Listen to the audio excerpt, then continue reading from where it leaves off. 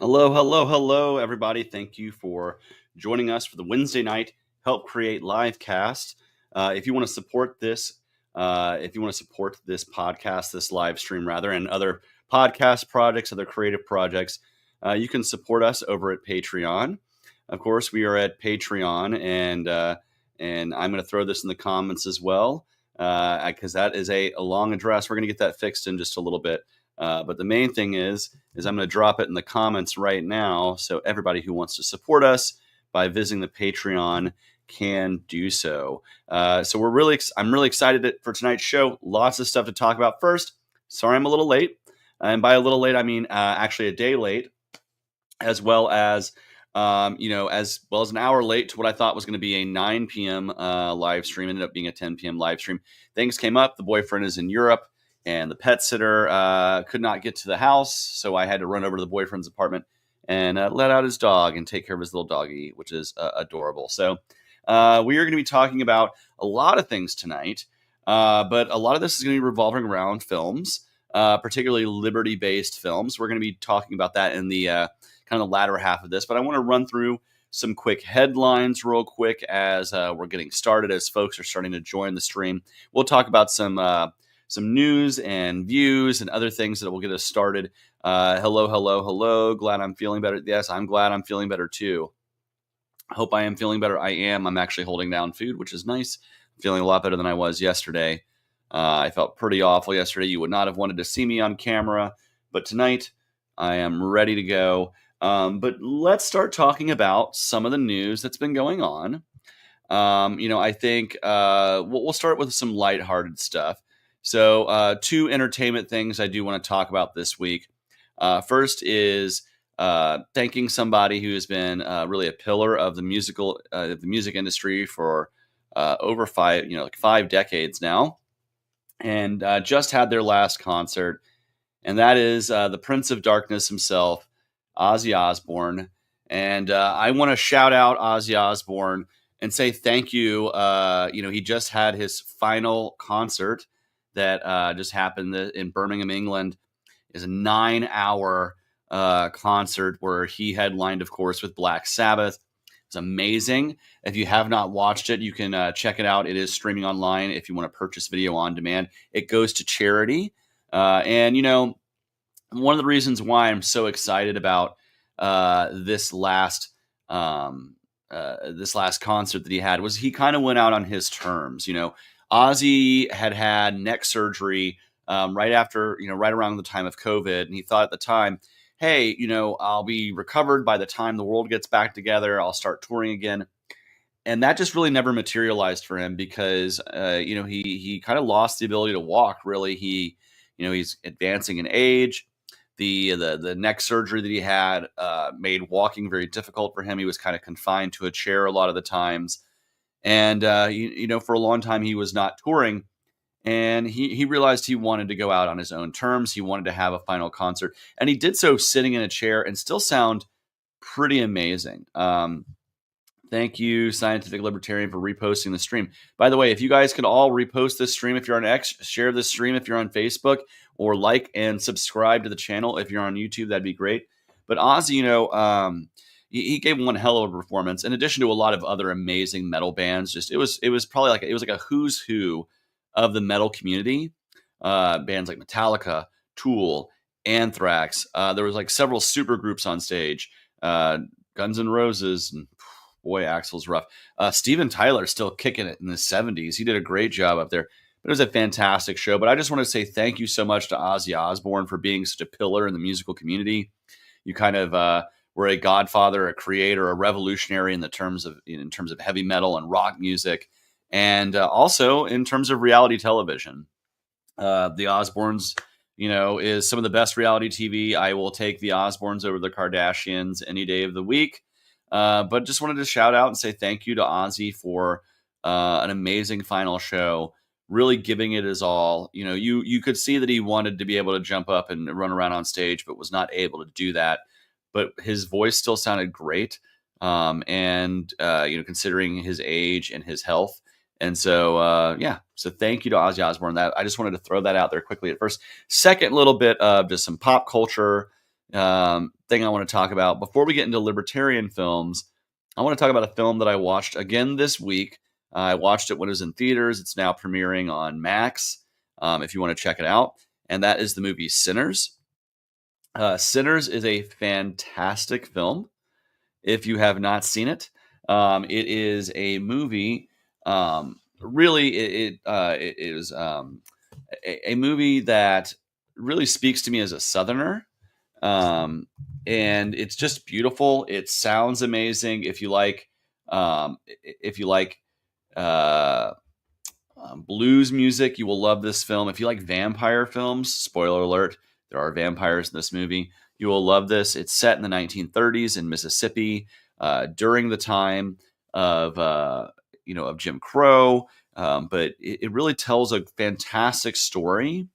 And Ryan Coogler, the director who also directed Black Panther, both Black Panther films, other films as well. He's a great director. But Sinners is very different. It's a very special film to him.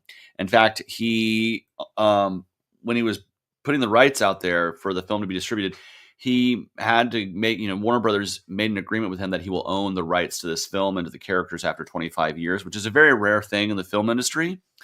But he wanted it because the particular story of this movie, I'm not going to get too into spoilers or anything, but it really revolves around the idea of Black culture being assimilated and kind of whitewashed, and and kind of things that the Black community had created. And in this case, it's blues music is used as an avatar for a lot of art and music, and it's kind of really about ownership of your community, ownership of your identity, and not kind of being defined by somebody else's terms.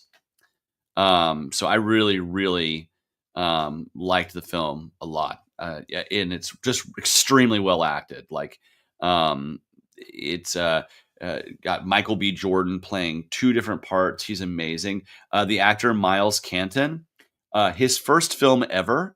His first film ever, and I think he should honestly get an Oscar nomination for it. He also learned how to play guitar for this film, and you would not know that he has not been playing guitar his entire life. It's a really, really great film. Thank you, Freedom, for reposting the stream. Of course, again, repost the stream if you're on X, like and subscribe if you're on YouTube, and share this out if you're on Facebook checking this out. But yeah, Sinners, if you got Max, if you have not seen it, I recommend watching it. Watch it with a really good sound system. Get immersed into it. Again, if you like horror films, if you like films set in the South, if you like films with a message, like not just a one-layered message too, like there's a multi-layered message here. There's lots of amazing kind of character development. You're with these characters for less than 3 hours, but by the end of it, you feel like you really know all of them. And I just cannot say enough about Sinners. I'm actually hoping that when I go to Dragon Con this year, there's a lot of Sinners cosplayers. It is just great. I would love to see some cosplayers as the character of Cornbread or Smoke and Stack. I think they were both fantastic. Just a really great film. I cannot recommend it enough. If I was to give it a score out of 10, I'd give it a 9 out of 10. It's probably the best film I've seen in the last year so far. So we'll see how it goes, but I'm hoping right now that it wins all the awards. So, soundtrack, score, costumes, cinematography, director, all that stuff. I want it to win all the awards. I would really love it to sweep the Oscars because it's a film that really spoke to me as a Southerner and as somebody who loves blues music. I liked it a lot. So just wanted to throw that out there. Again, just a little amuse-bouche of talking some entertainment filming, but now we're going to get into the more, let's say, serious stuff. But remember, we're going to be talking about top 5 libertarian films in just a bit. And this list was helped to be curated by you, my audience. I asked you what was some great libertarian films. You guys answered with hundreds of comments. I kind of narrowed down what I think were the most common and as well as the best films, kind of in light with that. So I think it's great. Is Jo Jorgensen a vampire now? She was bit by a bat. No, she's not a vampire now. And in fact, one of the craziest, campaign stories that I heard about from the Jo Jorgensen campaign was how, because she got bit by a bat, when you get bit by a wild animal, you have to go get like mandatory rabies vaccinations. It's just like a security measure, right? Just to make sure everything's okay. and she was traveling across the country, and so they had to be like scheduling medical stops for her to like get shots, which are not pleasant. While she did that, thoughts on sending aid to Ukraine? Says Big Ras. Surprise, surprise, I've always been against the United States spreading military arms around the world, whether it's Ukraine or Israel or anywhere else. I've always advocated that what we do is we bring refugees from Ukraine to the United States under amnesty to allow them to stay here as refugees under sanctuary laws, and just allow them to stay here during the time of the war, as well as allowing for as much nonprofit and charity aid to go forward. And of course, if you as a private citizen want to donate to the Ukrainian military, you go right ahead. But our government should not be doing that using tax money that's stolen out of our pockets. That's how I feel about that. Yeah, rabies is 100% fatal. Don't mess around with rabies. Exactly, which is why she had to schedule those shots. But moving on from that, I wanted to talk about. Let me throw the banner up here. Where did it go? Where did it go? I had it earlier. Oh, yeah. The American Party and Grok Gone Wild. Have you guys seen this story? Have you guys, so the American Party, if you're not aware, is the new political party apparently being created by Elon Musk, the owner of X and Tesla and Starlink and SpaceX and all these companies. He's the richest man in the world. He had a falling out with Donald Trump and opposed the big, beautiful bill, which, of course, I also opposed. I think everyone opposed, anybody who is a libertarian really opposed that bill, just on the basis that it added so much to the debt, increased the debt limit, lots of things, and, cut government, but did not cut government in order to cut the deficit. It cut government. And you can't, I love to cut taxes, but you have to cut more spending than the taxes that you cut, because you have to lower the deficit and actually like start combating the growth of government. And, it was not even cuts to government, it's cuts to the growth of government. And of course, Democrats, they're setting their hair on fire. They're saying everyone's going to get doom and gloom. So they had their reasons for voting against it. But I was on the kind of the Thomas Massey side of things, that frankly, this doesn't reduce the size of government. This isn't the cuts that we wanted. And Elon Musk, championing his Doge initiative, was saying that this was too big, this was spending too much, and came out against the bill as well. And so much so that he's now, I guess, starting his own political party now. I will say this, it's kind of a terrible week for Grok to do what it's done, and we'll get to Grok in just a minute. Doesn't really portend well for the America Party. I would argue that if you're looking for a party that stands for, free markets and limited government and constitutional rule of law and due process and these other things, that's the Libertarian Party. You don't have to start a new party for that. But I think Elon Musk wants to kind of start his own middle way, centrist kind of thing. I'm sure he's going to try to do the old socially liberal and fiscally conservative line and see how that works. But yeah, I don't think it's going to destroy the Libertarian Party. Hopefully it doesn't destroy the Libertarian Party, says Bryce. Well, here's the thing. The Reform Party was extremely well funded in 1992 by a billionaire, Ross Perot, got 19% of the vote in 1992. We still had a candidate in 92 at the Libertarian Party, and in 96 and in 2000 and 2004 and so on and so forth. We survived these kind of the fad third parties. We have been around for over 50 years now. Why doesn't Elon just join the Libertarian Party? I would argue because part of our platform might not align with his kind of worldview. Because, we're very live and let live. Our platform really doesn't address fighting a culture war. In fact, it kind of addresses that as long as people are living in peace, you shouldn't worry about what people do in their bedroom, their business, their life. Your life's your life and your business is your business, not other people's and not the government's. And I really ran on that platform, and maybe part of that does not align with him, considering his kind of culture war views. So maybe he wants to start his own party because he doesn't see, the Libertarian Party as a platform one that he can support. I would argue more Americans could support the Libertarian Party platform if they knew about it. And that's why I'm going to keep fighting for the Libertarian Party. But the America Party, I don't know how successful it's going to be. Even in New York, you can't call a party the American Party. I think there's rules and regulations against calling something the American Party in some jurisdictions. So we'll see how that goes. He says he's going to do some things in a few congressional districts. We'll see how that goes. He claims he's going to help Thomas Massey, when he goes to re-election, we will see. I hope he keeps his word on that, because Thomas Massey was one of the 2 Republicans in Congress who voted against Trump's bill, and Trump has basically said he's going to target him for that. So I don't think we're going to see Thomas Massey joining the American Party anytime soon, but we'll see what happens. We'll see what happens. No lie, I figured Elon would have aligned with Andrew Yang and the Ford Party. There's already established third parties out there that he could have linked up with. Yeah, I mean, that's the thing, is the smart move would have been to go with somebody established. I wouldn't even argue that the Ford Party is even that well established. Did they run in any elections other than like Democratic and Republican primaries?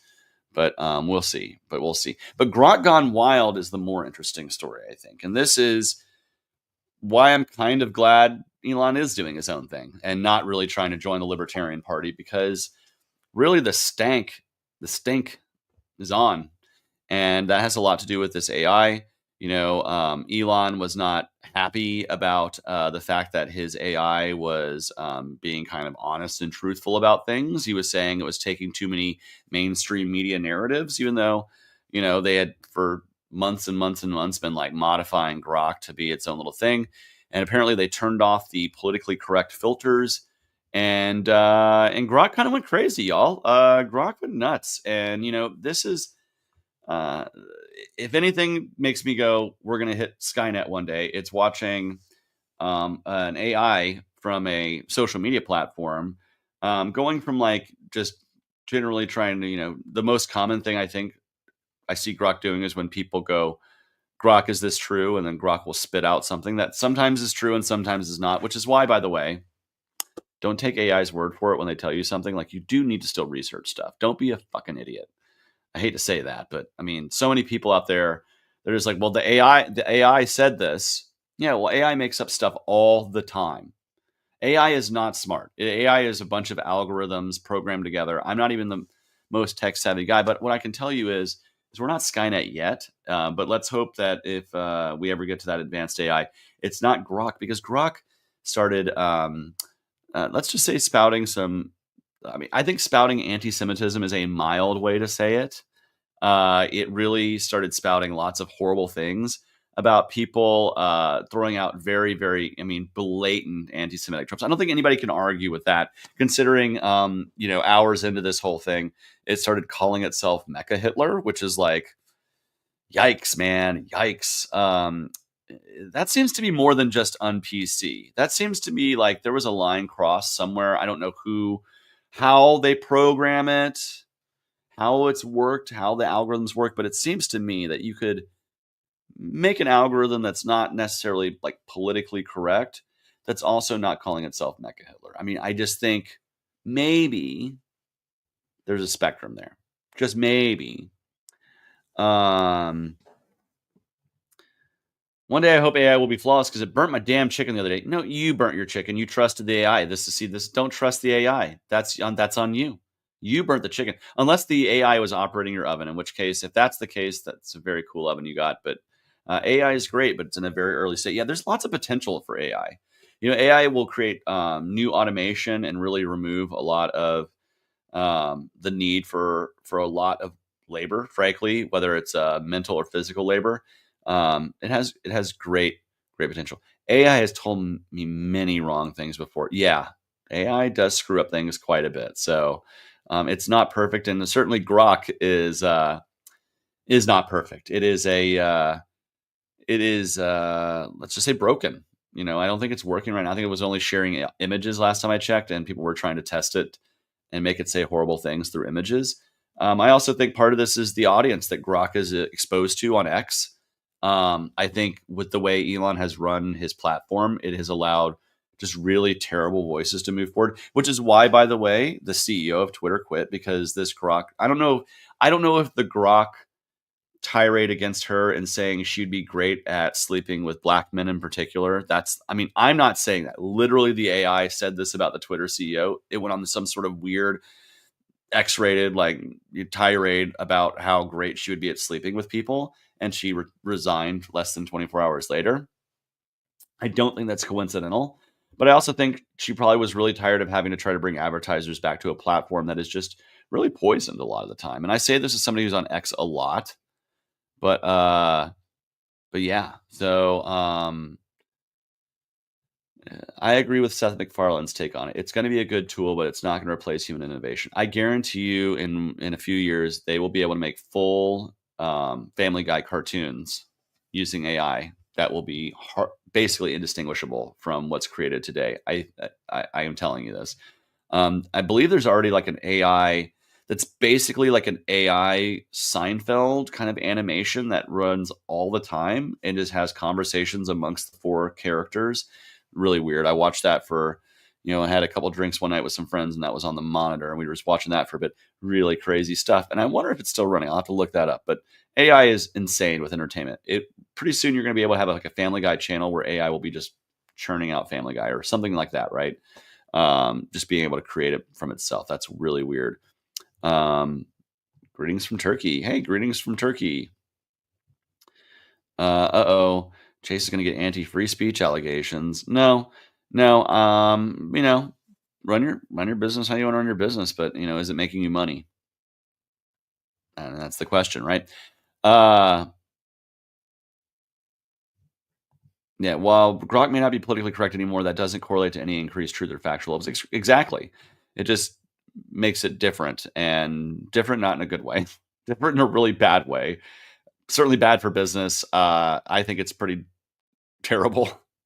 But you can't hate the AI is not like a living thing, so I can't be like, oh my god, Grok is awful. It's whatever they're programming into Grok is pretty awful. So I wanted to throw that out there. Mixed bag of week for Elon Musk. His AI platform went rogue and went crazy and went full mecha Hitler.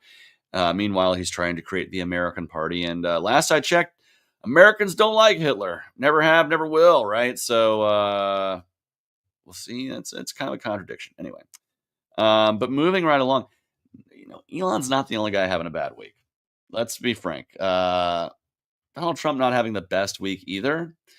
And this has to do with the next thing I'm going to talk about here, you guys, and that is the Epstein files fiasco. Oh my goodness! Yep, we're talking about it. We're talking about it. Yeah, it is a Epstein files drama. Yeah, exactly. It's happening, folks. You know when when the election in 2024 was happening. One of the things that a lot of us get asked about is like, would you release the Epstein list? If there's a list, would you do this? And I said, of course I would, right? Like I would, work to release any information that was available that could expose who was behind that kind of stuff. Certainly, I think that needs to be done.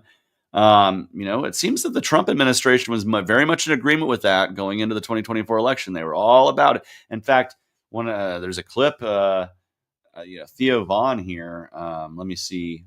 Well, first, let me find that. uh, and this clip is objectively hilarious. I think, frankly, oh, come on, why is it not loading? I know I talked about it. Anyway, I'll find it. Well, let's just get back to the Epstein stuff because I have a lot of Epstein memes. Why? Because I asked you guys to share Epstein memes, and boy, howdy, did y'all deliver. So I'm going to share my screen here in just a second. We're going to go through some of the best Epstein memes. But if you're not familiar, let me get through the story, actually. Sorry, I got sidetracked there kind of searching on the screen. But the Epstein files, it was a big deal in the 2024 election. A lot of people were saying we need to expose what's going on. A lot of people voted for Donald Trump because he said he was going to release all this Epstein information. And this week, the Justice Department. Now, a few months ago, they had all these conservative influencers, these online influencers, flown to the White House. These kind of right wing, kind of edgelordy podcast bros, MAGA influencers who, frankly, they did a lot of work to help Trump get elected last year. But they were flown to the White House a few months ago and given these binders. It was like, oh, the Epstein files. And they made a big deal. Oh, we got the Epstein files, you guys. There's a whole photo shoot of them walking out of the Oval Office, these big ass binders, as if like all of the information was going to be there. Everything was going to be revealed. And it turned out it was a bunch of public information that was already around. So it kind of was like a manufactured photo shoot to placate the MAGA base. And that worked for a little while until more people started asking questions because, Pam Bondi, the attorney general, was like, "Oh, yeah, I have the list. It's on my desk. We're going to clear everything. We're going to make sure that no victims' names are revealed, but we're going to release all this information. We're going to release everybody who's tied to all this stuff. I got the list on my desk." And that was a few months ago. And then this past week, um, the White House and the Justice Department released a memo saying that, okay, Epstein didn't kill himself, and there is no list. There's no client list. They don't know who he was working with. It went from, we need to release this list for the good of the American people before the election. Then the election happened. The influencer photo shoot happened. Pam Bondi said, "It's on my desk. All will be revealed soon." And then nothing. Now, someone's asking me, what is my thought on the Epstein files? I mean, I think if there are names to be named, you should name them. There should be a federal investigation. If this guy, he was allegedly running a sex trafficking ring for decades. His former partner is still in jail facing these charges. I think if there are co-conspirators and if there are people involved, we should know. And that should be revealed, both in the courts filings, as well as, that stuff needs to be revealed. That's my thoughts on it. I don't have any information. Why? Because I'm not rich and powerful enough to have ever hung out with the guy. If you want to know people who know Jeffrey Epstein, you'd have to talk to Donald Trump or Bill Clinton or Hillary Clinton. I never met the guy because, frankly, I was not an influence peddler. I was not a rich and famous person of influence at the time that he was doing his horrible crimes. So there was no reason for me to be even in those same circles. So don't know, but I know who you could ask: Donald Trump and Hillary Clinton and Bill Clinton. Go ask them what their thoughts are. But my thoughts are, if there's any information to release, it should be released. And I thought that was the Trump administration's whole thing, but now it's not. Why is that? Why is that? Seems fishy. And, it seems to me that Pam Bondi's got questions to ask, or there are questions to ask Pam Bondi. And if she drops out, which I think is actually kind of likely from this, I think it's very likely that they will make her go away because of this whole fiasco. And then the question remains to anybody who would replace her: if there's a list, will you release it? And I don't know. I don't think we're ever going to really get that information. It's probably because a lot of people who are very, very important are implicated. I'll be frank. I don't like to be a conspiracy theorist, but I think the reason why this went from a big deal to it doesn't exist is because something was there. I didn't even know he existed until Pam Bondi said something about him. Well, to be fair, Jojo, you were kind of under a rock. A lot of people knew about Jeffrey Epstein before. Dario Hammond says he has a beard now. Yes, I do indeed, though it might go away next week, just for some skincare.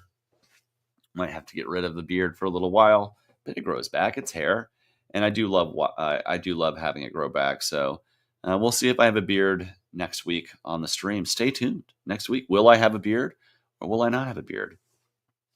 You just have to wait and see.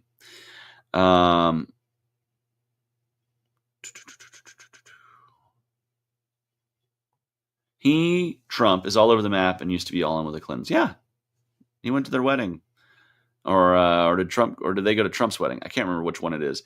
Or did they go to Chelsea's wedding? I can't remember. Yeah. There's nothing wrong with conspiracy theories as long as the theories aren't stupid. Exactly. I can't tell you like exactly what's going on, but something's going on. Like clearly the fact that, hey, it's on my desk, or Pam Bondi's just a liar and she had nothing on her desk. But I don't know. Seems a little fishy. And I think Kash Patel is part of that. Dan Bongino is part of that. I don't know if they're really trustworthy. I don't know if they were ever really trustworthy, but certainly not now.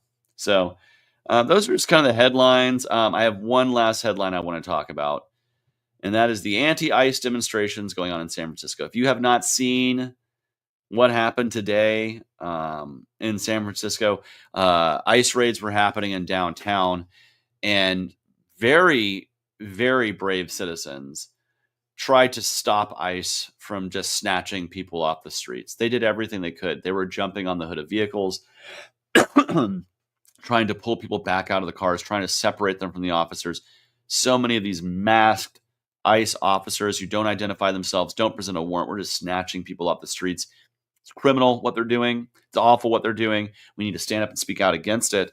But what these folks were doing in San Francisco today, I mean, they were literally, I mean, one lady got run over by this van being driven by ICE agents because they were trying to put themselves in front of these cars to stop them from snatching people off the streets. And I have to say, it's very dangerous. Don't recommend anybody be doing that. But the heart of these people in San Francisco to be standing up for their neighbors is something to behold. And I think as we see ICE and their budget exploding, and we're going to see a lot more of this stuff happening in a lot more cities, it's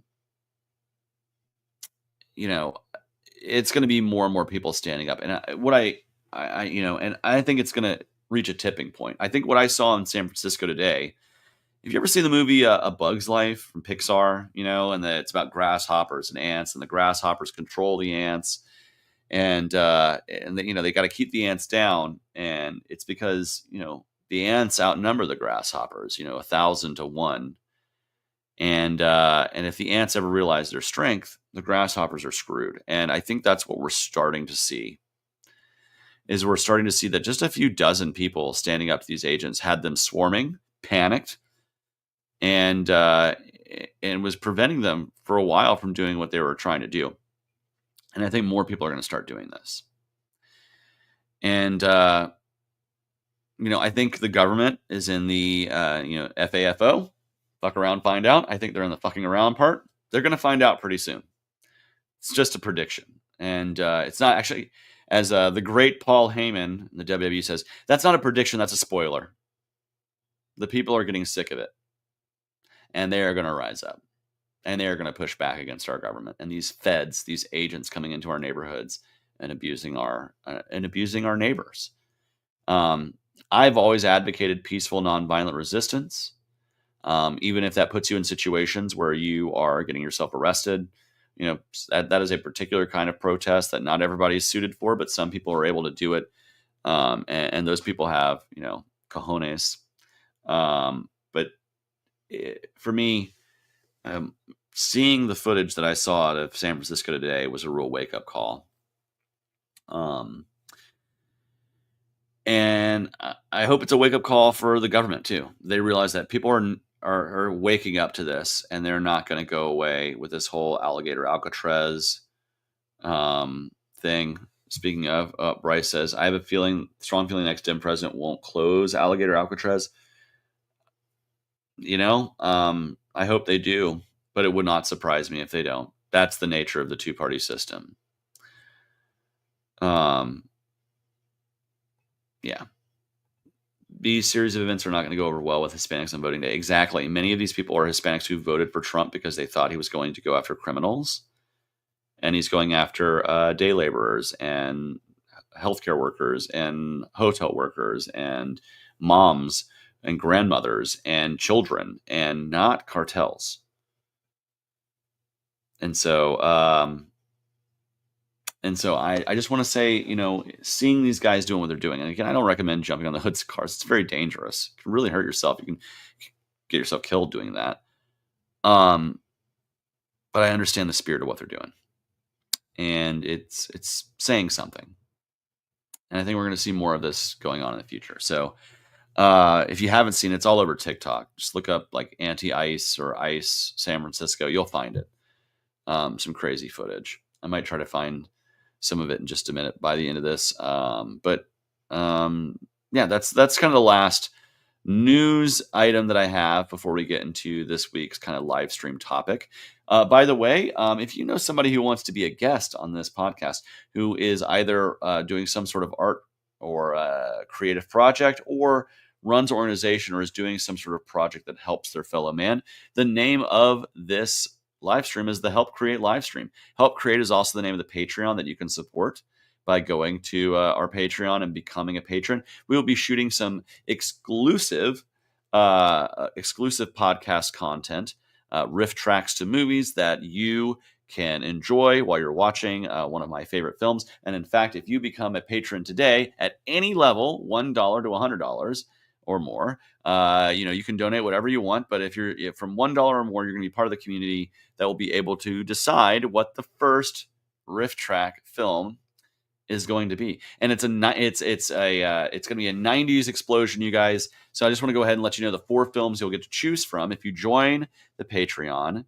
Join the Patreon. You can get access not only to the riff track itself, but also choose what movie I'm going to be watching and commenting on. And again, these are 4 films from the 90s. You can choose from the films Clerks, Mallrats, Hackers, or Empire Records. These are 4 films that I have seen about 1 million times.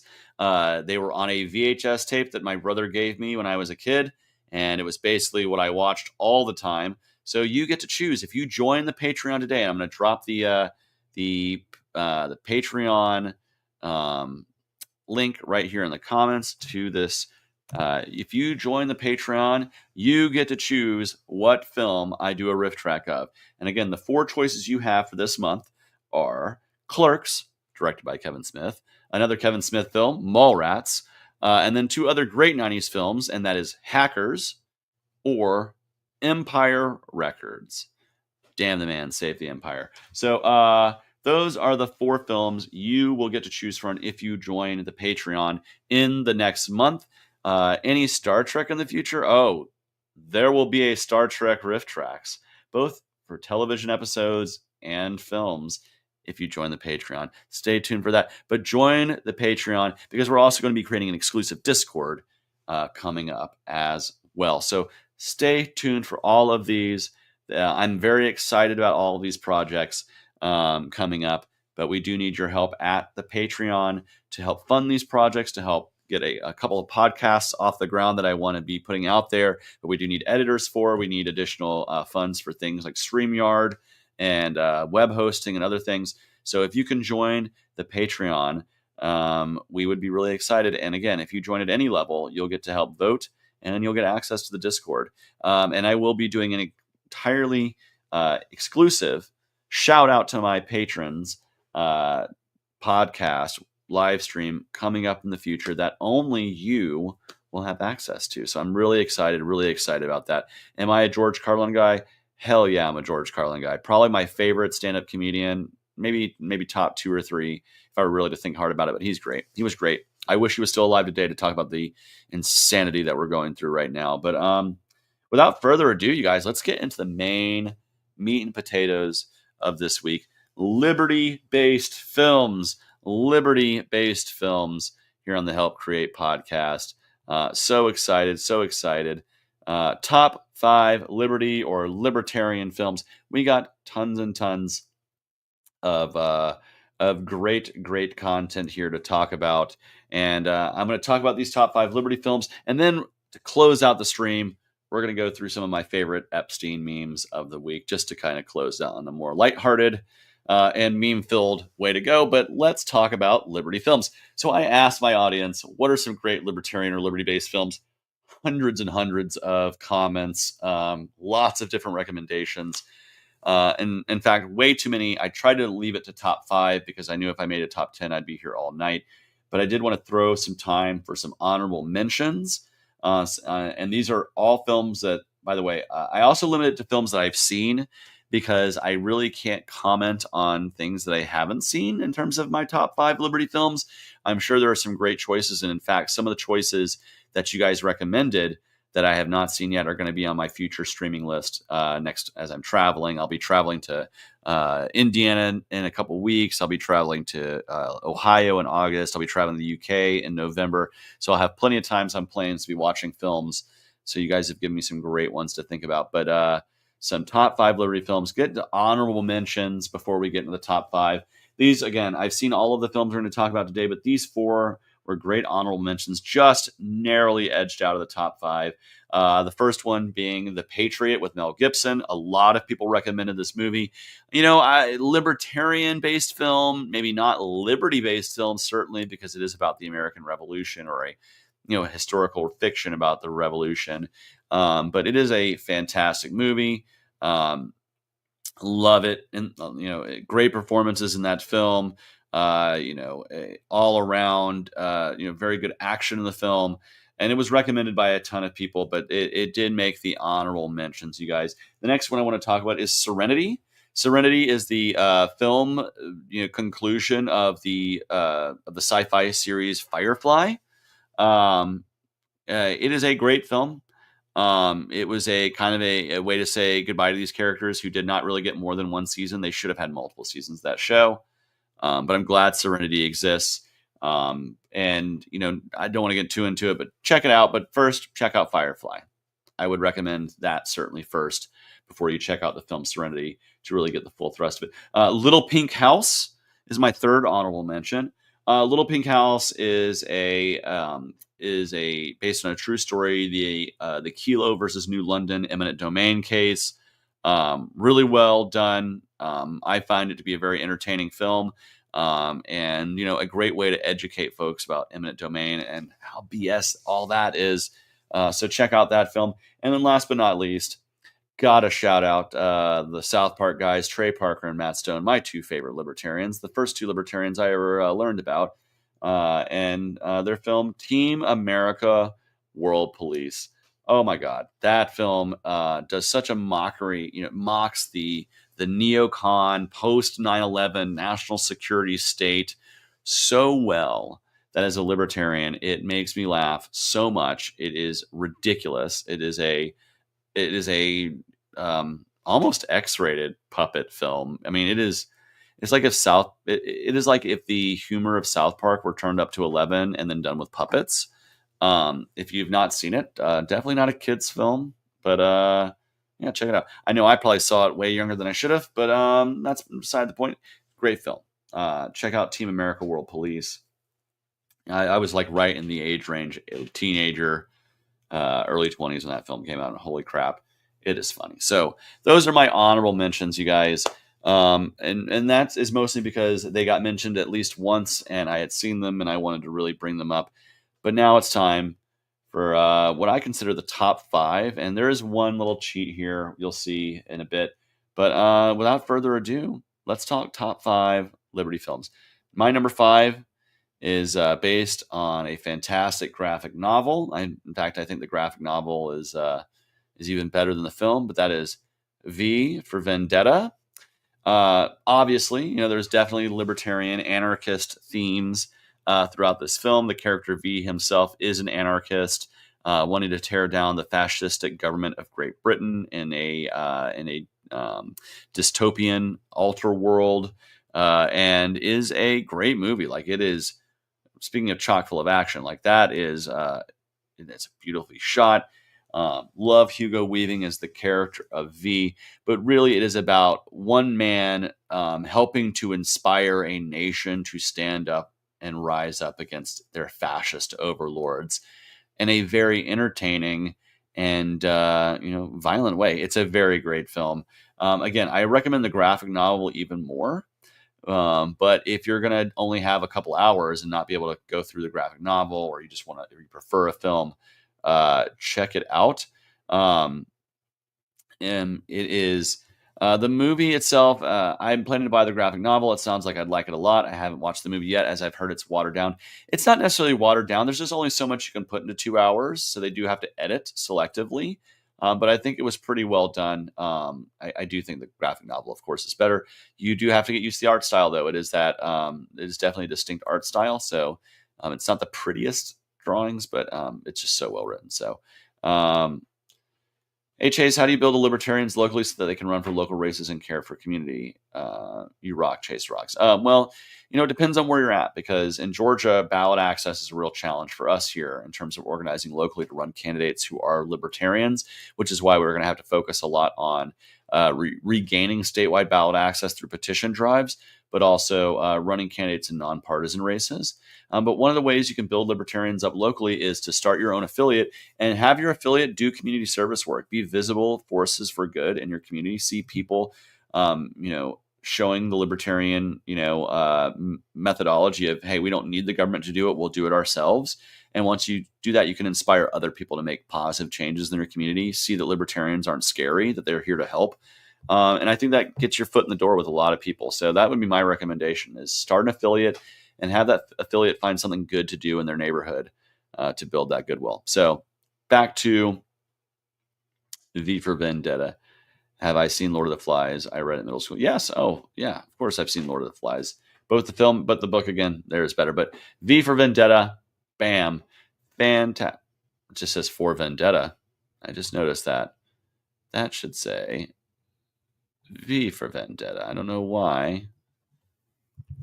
There we go. Ta-da! V for Vendetta, number 5. Fantastic film. Anarchist main character, tearing down a fascistic government. What more could you love? Number 4. And this is the one that's kind of a cheat, you guys, because it's not just one movie.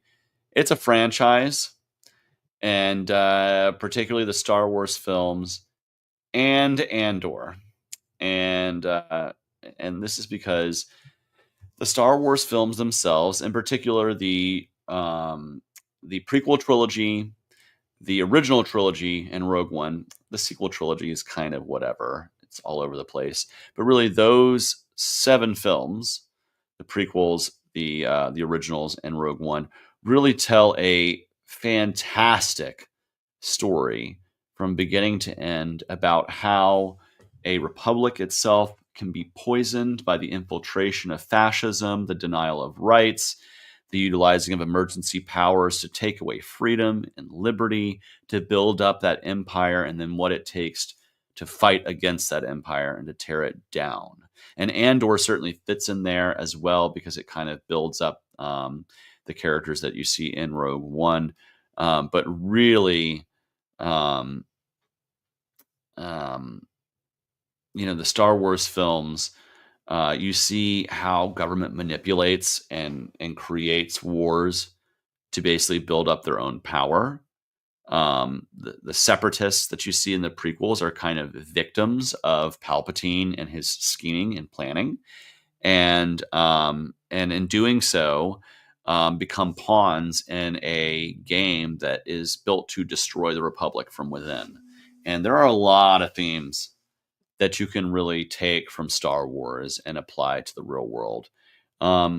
My craziest thing is that the people who operate within our empire don't realize that they're the empire, which is crazy to me, until you see Andor and you realize that many of the people operating within the empire in that television show are just really kind of cogs in such a great machine that they don't realize how terrible that they are or what they're perpetrating. Many of them do, and they're the worst of the worst. And those people exist in our government, in our empire. And so I think if you want to get your, and I'm always a pop culture libertarian. I always argue that if you want to get your kids into liberty, into libertarian ideas, into fighting for freedom, don't hand them a giant book on economics. Like, that's not what's going to get people's foot in the door. Stories like Star Wars will. And for generations now, I think a lot of people who are libertarian or liberty themed have really identified with that film or those films in a way that makes a lot of sense. And personally, I think that Han Solo is probably one of the most libertarian characters to ever be put to film. He is a smuggler who shoots first, always armed, who actually has morals, his own moral code. He fights for what is right, but does not do so under some sort of organized thing. And he's got a buddy named Chewie. Like, I don't know. I really, really like the archetype of Han Solo. And I think he'd be a libertarian if he were in our world. If he wasn't from a galaxy far, far away from a long time ago, I think he himself would be a libertarian. So, yeah. Let's throw it into number 3. Again, another huge franchise film, which is what I think it's kind of important to bring people into the ideas of liberty sometimes. Like they have to see it through this kind of pop culture lens. And this one's an MCU film. I think it's my favorite MCU film, or probably top two or three. And that is Captain America Winter Soldier. Man, if this isn't a statement against the national security state, the invasion of privacy from government, the kind of the pre-crime kind of you know uh, going after people without due process, like this is the Marvel film for that. If you want to turn your kids into skeptics of government, watch Captain America Winter Soldier. It will turn anybody into a skeptic of government power. It is turned up to 11, of course, because it's a superhero film that they would have giant floating helicarriers that can just kill anybody they want. But we're not that far off from that. We do have a government that drones people all over the world. We do have a government that droned American citizens without due process and without so we're not that far away from just being able to blow people out of the sky we don't like. We do it all the time around the world. And so it's not that much of a stretch. It is a little bit fictionalized, but that's a superhero film. But this film should teach you to be skeptical of government. And it's a great film for that. So Captain America Winter Soldier. Also, I mean, you can't go wrong. Sebastian Stan, Chris Evans are both fantastic in the movie. Like Bucky's one of my favorite characters, both in the comic books as well as the MCU. I think he does a great job in all the stuff he's been in, including Thunderbolts. Recommend that highly as well. But Winter Soldier is just great. I would like to watch Captain America Civil War 1. That also a great movie. Yes, my favorite, says Lynn. Yeah, it is a great, great MCU film. Certainly just action packed. I can throw Winter Soldier on anytime in the background and just kind of step in and out and enjoy it a lot. Really good movie. Great for all ages. This next film, not really great for all ages, R-rated, but is a fantastic film that talks about the idea of healthcare freedom and the right to try medications and therapies that might not be FDA approved, and what some people do to help others achieve healthcare that they need when the government gets in the way. And that is Dallas Buyers Club. Man, gut wrenching film. It will tear your heart out. Matthew McConaughey and Jared Leto both just they act their asses off, man, in this film. Like it is about the AIDS crisis in the 80s and 90s. And if you're not familiar with what buyers clubs are, it was people who were smuggling drugs across the border and smuggling drugs to people that were not approved for HIV/AIDS therapeutics, and the problems that people ran into with that, and the challenges that people faced trying to get the healthcare they wanted, particularly during the HIV/AIDS epidemic at its height. And it is so well done. I mean, I challenge anybody to watch that film and not be affected by it in like a real profound way.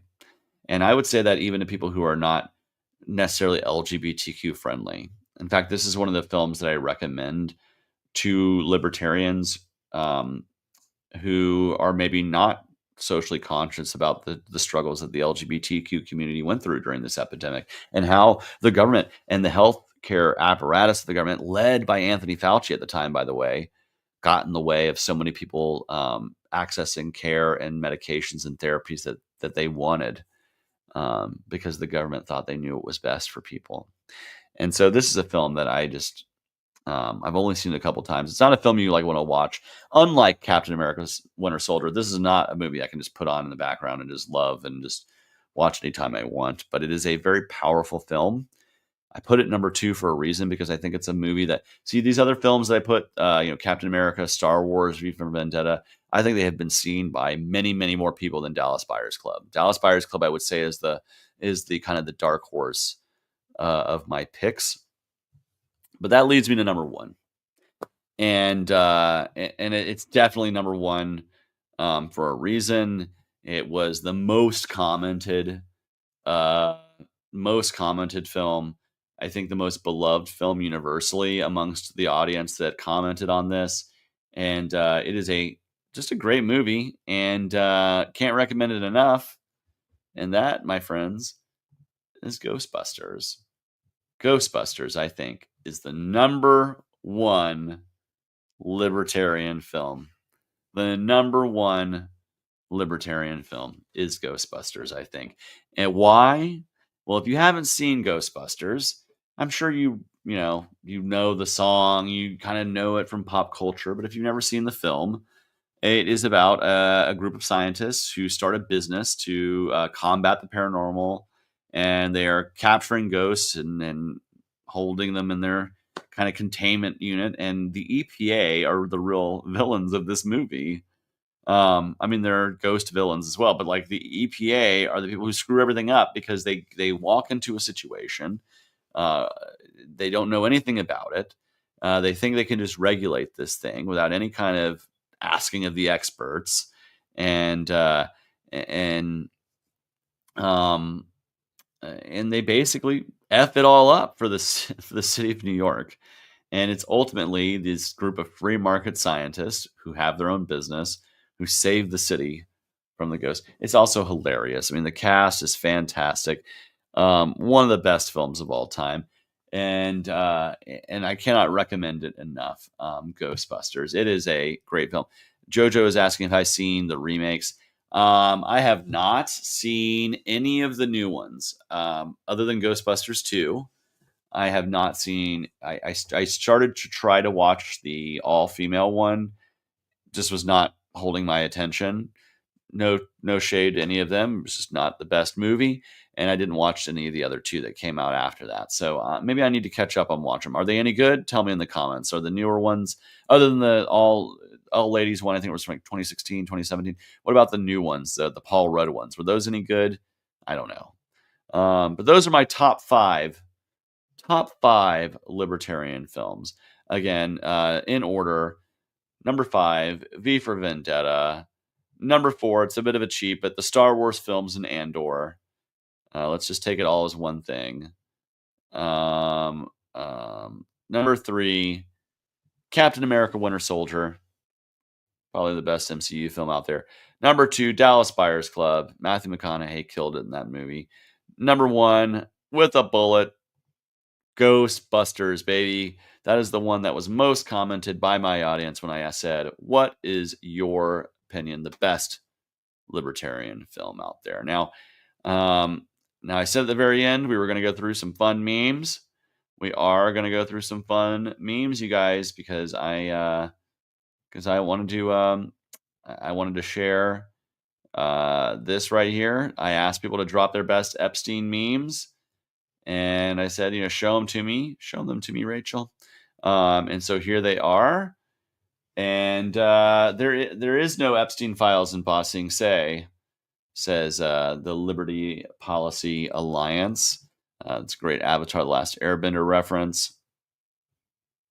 First one with Paul Rudd was good, but it was kind of ruined by the newest one. Ain't that the truth? Well, I'll start watching it. We'll see how it goes. I don't watch movies for politics, so I wouldn't know. Well, yeah. I don't watch movies necessarily for politics, but there are certainly political movies out there. Let's see what we got. More spending the Biden, Epstein cover up. Oh, the MAGA people are huffing their copium, it looks like. What is this? Where's the client list? It's just as good as a client list. It's the big, beautiful bill. Oh, Dumb and Dumber. Great movie. Fantastic meme. Can we get the Epstein client list? Best I can do is deport you if you criticize Israel. Really, the war in Israel. Yeah, but let's see. Oh, there it is. Fell for it again award. Yeah. Did I make that face? Oh, can't believe I did. I guess I did. Here's Pam Bondi in her MIB vest, using the neutralizer on you. Neuralizer, that's what it was called, right? Do we think the MAGA cult's finally experiencing its first cracks? I saw videos of people burning their MAGA hats on TikTok today. So yes, rest assured, there are people in the MAGA movement that are very pissed off because of this whole thing. The UK has a libertarian party. Are you meeting with them when they're here? I hope they come out to Cambridge. I'd love to meet them in November when I'm out there, but I don't have any plans as of yet. There is no Epstein list. There never was an Epstein list. I'm on the Epstein list. There you go. Pam Bondi in action figure. Your rights, 98% elected officials. That one's, this is my favorite one, the Babylon Bee. There is no Epstein client list, says Epstein's clients. And then I wanted to go out on this here. So I'm going to let me pop off this, and we'll share this screen. Jesse Wells, man, he is fantastic. We're going to share another screen here. Uh, Here it is, the list by Jesse Wells. Jesse Wells, if you don't know who this guy is, he is a songwriter who has just been making fantastic music, talking about the wars, talking about what's going on in our government, talking about ICE. And this is a song he literally made right after that memo came out from the Justice Department called The List. And so let's take a listen, and that's how we'll close out the show. We'll listen to this. I will pop out, and then we will say goodnight to one another. So. Well, you got your bucket list, your grocery list, your list of things to do. You got a list of all your wishes. That's a wish list, dude. You got your Amazon and Santa Claus and Tooth Fairy too. But I know a list that don't exist, and buddy, so do you. It's the Epstein list. It's a mystery list with a twist. It's a myth of a list that we all just missed. Be an optimist, not a pessimist. If you wish to persist, you probably ought to forget that list. What were we talking about? I don't remember, but I can sleep a lot better at night.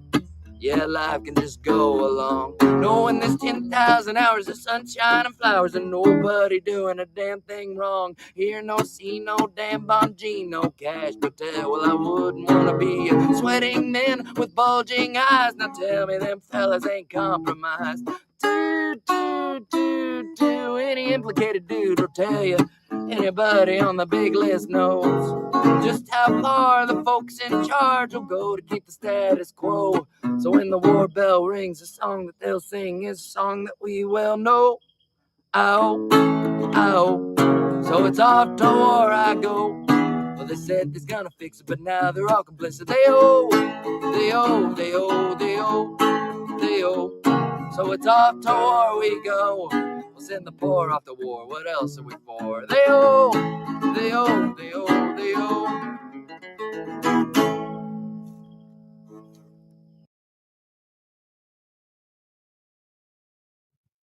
Ooh, and that was Jesse Wells, The List. Recommend you check him out. He is a fantastic, fantastic singer-songwriter. And he's really got the voice for the moment right now. He's doing great stuff. And so if you haven't heard him, really love his music. And again, check it out. He's got some great anti-war stuff out there. I just really do think he's one of those people that when you say like they're the voice of the moment, he really is. So I want to thank everybody who joined me on the live stream tonight. This was a more kind of informal. Again, we were just talking about some movies we liked and some of these other things. We'll get back into more news and views, of course, each and every week when we come here on the Help Create live stream. Thank you so much for everybody who's joined us. We'll let you know what future show topics are, and of course, future guests. We had a great show last week with Thomas Queter of the Mobility Independence Foundation. We will have other fantastic people who are either creators or people who are helping those in the world. That's why we're called Help Create, because that's what we want to talk about. Is not just libertarianism, not just what's going on in the news, but also those who are making a positive difference in the world. So if you know somebody who's making a positive difference in the world, who's doing something to help their fellow man or creating something that is interesting, tells a story, tells a viewpoint that you think needs to be shared, let's talk about that art. Let's talk about the good works, and let's see what we can do. So those of you guys, I want to say thank you for coming out tonight. Thank you for coming out tonight. Thank you for joining us in the live stream. I hope you have a lovely evening. This was a little later than normal. And of course, normally this is on Wednesday night. And normally you can join us every Wednesday night at 9 p.m. Eastern. This week it was Thursday at 10, but we're going to go back to our regular Wednesday night at 9 p.m. scheduled programming next week. Join us then. We'll be happy to see you. In the meantime, peace, love, and liberty to all of you. Bye-bye.